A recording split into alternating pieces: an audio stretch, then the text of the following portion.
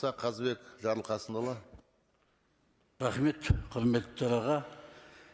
Құрметті Дархан Медеғалиұлы, осыдан 2 жыл бұрын мемлекеттік қызмет жөніндегі ведомствоаралық үкімет комиссиясында мемлекеттік қызметкерлердің саны 89 мың дегеніңіз есімде.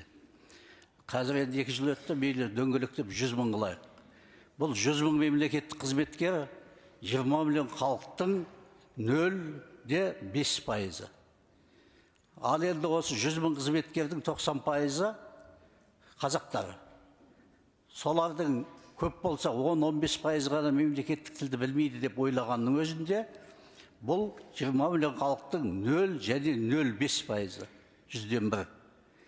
Енді осы 0,05% мемлекеттік тілді білмейтін мемлекеттік қызметкерлер үшін мемлекеттік тілді міндеттеу қашан кейінге шегеріледі.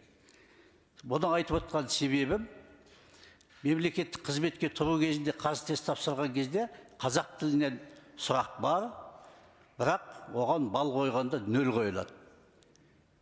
Қазақ елінде қазақ тілінің, мемлекеттік тілдің балы қашанғы 0 болады. Біз тиісті норманы депутат Самат Мұсабаев екеуміз ұсындық. Осы мәселе қашан жөнделеді? Мемлекет басшысы Тоқаевтың өзі Қазақстанның азаматтары мемлекеттік тілді білуі парызы және міндеті деді. Ал бұл міндет ең алдымен мемлекеттік қызметкерлерден басталмай ма? Рахмет.